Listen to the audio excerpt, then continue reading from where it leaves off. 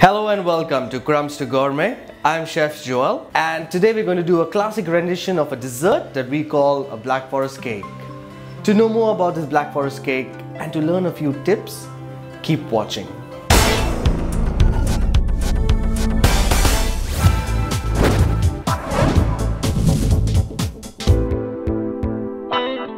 So let's have a look at the ingredients. So the ingredients required for the Black Forest cake are 60 grams of dark chocolate, 225 grams of all-purpose flour, 200 ml of cola, 1 teaspoon baking powder. We have about 2 tablespoons of cherries, which is again optional. We have about 3 heapful of cocoa powder, 50 grams of whipping cream powder, 125 grams of butter, an extra for greasing the pan, and 400 grams of condensed milk. So come, let's see how to make this Black Forest cake. So the first thing we're going to do to make our Black Forest cake is to grease our pan with a little butter. So we're going to start greasing our pan just to ensure that our batter doesn't stick to the pan while baking. You need to grease all the sides of the pan. So now that our pan is greased, it's well greased liberally with butter, I'm going to preheat my oven to 150 degrees. And while that is happening, let's go ahead and make a batter for the Black Forest cake. First thing we're going to do is to make a batter. To make a batter, what I have decided to do is to heat the butter with a double boiler. What I mean by a double boiler is you have your vessel over here, you fill it with water, you fill it with enough of water so that it doesn't touch the bottom of your pan which you're going to melt your butter. I'm adding approximately 125 grams of butter. It's essential to properly measure out each and every ingredient, especially while baking, because that's the key to any good bakery. So once the butter has melted, I have to let it cool down for a couple of minutes, to which I will add the condensed milk. So now my butter is melting nicely, and now I'm going to remove it out from the double boiler. So the key is to remove it out, just let it rest and cool down for a couple of minutes. Well, the butter is nice and cooled down now. Now it's time to add the condensed milk into the butter. So I'm using 400 grams of condensed milk or the entire tin. So while I'm stirring this so that I incorporate the cream and the butter together, which will take you a couple of seconds. So the idea is not to stir it rigorously, you go to just gently swirl it, round and round. I have my cream and butter emulsified. While I keep this aside, I'm going to start sifting the dry ingredients. So what we are using about 225 grams of all-purpose flour and 1 teaspoon of baking powder and 3 heapful of cocoa powder. Just sift that through. Now that our dry ingredients are sifted well together, what we're going to do next is alternating between the condensed milk and butter batter and the cola. I'm going to be putting it inside and mixing it well together till I get a nice thick paste incorporated.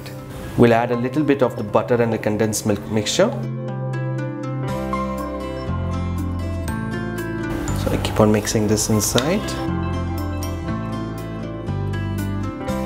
and then add a little cola. And this is what we're going to be doing throughout the process.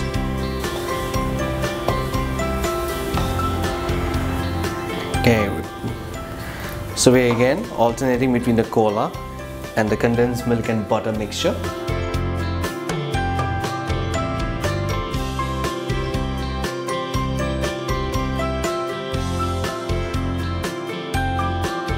So while I'm stirring the batter, I'm just going to kind of tip the entire content of this into the batter. There we go.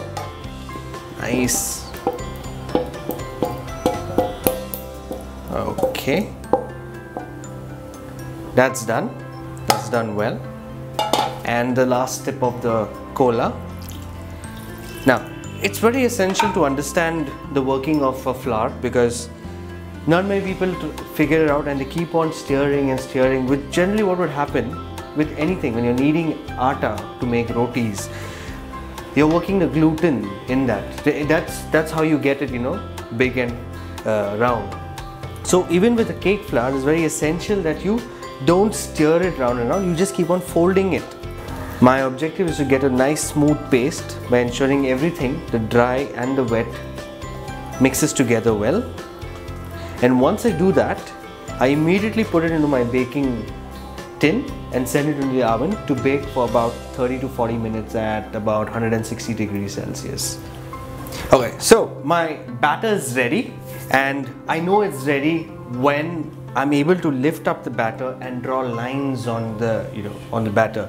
So this is the kind of consistency that you need to look out for when you're actually making a cake. So we are ready now to put our batter into our baking tray, which has been greased with a little butter.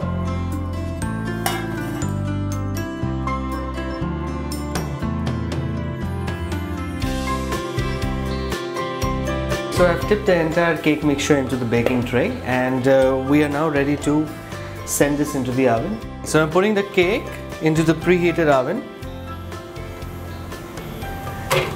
for 30 to 40 minutes at 160 degrees Celsius.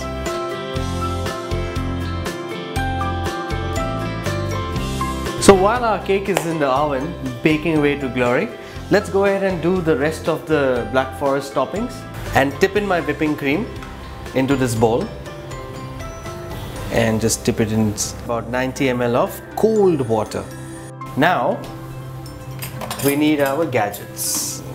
So we need to whip this for 3 minutes at high speed with this electric whisk, and if you're doing it manually, then you will need to whip it for close to about 6 minutes.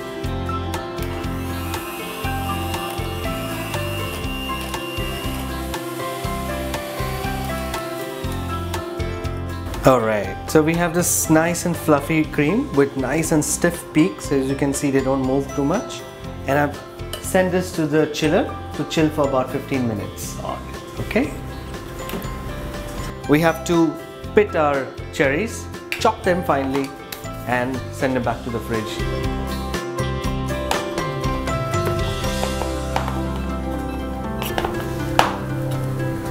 Okay, so we've chopped our cherries, and I'm just going to take them and put in the fridge as well. There we go. Now we are done. We finished all our preparations. We just have to wait for our cake, and I think I will go and check the cake and see if it's kind of done and if there's a good enough rise.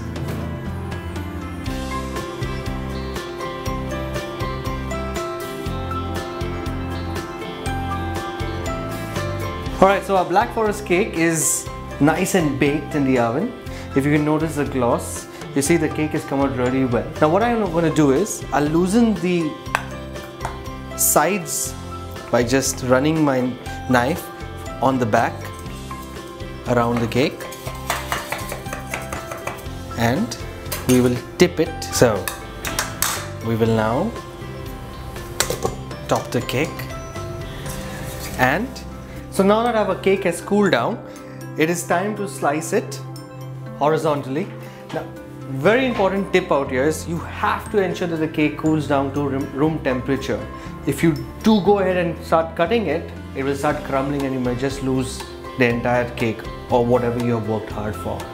So what I'm going to do is, I'm first going to change the rack wire. I'm just going to get a bigger rack wire so that I'm able to,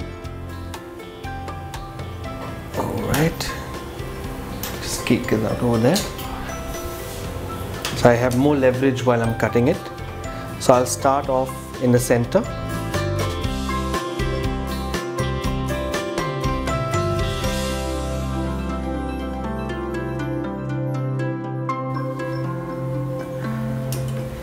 And before I do this, I'll just take my other wire rack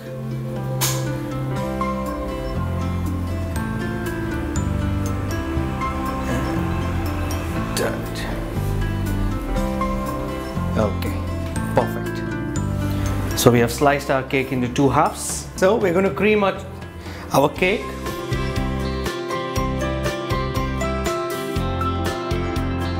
Alright. And now our cherries.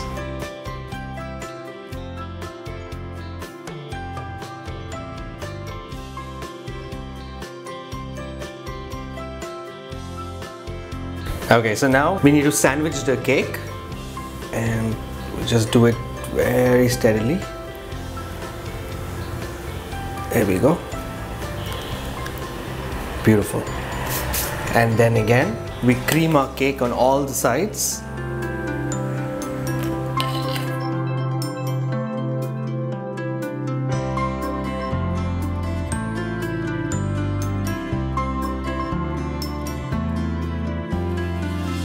And now some grated chocolate.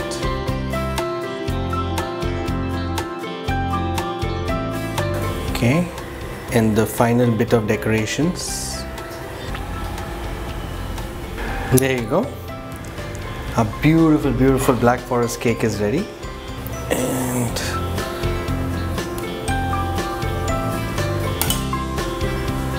here is our very own homemade Black Forest cake, made restaurant style just for you. If you enjoyed watching our recipe today, then subscribe to India Food Network. And if you have any views or comments of my recipe that you have made, then send in your views and I'll be waiting for it.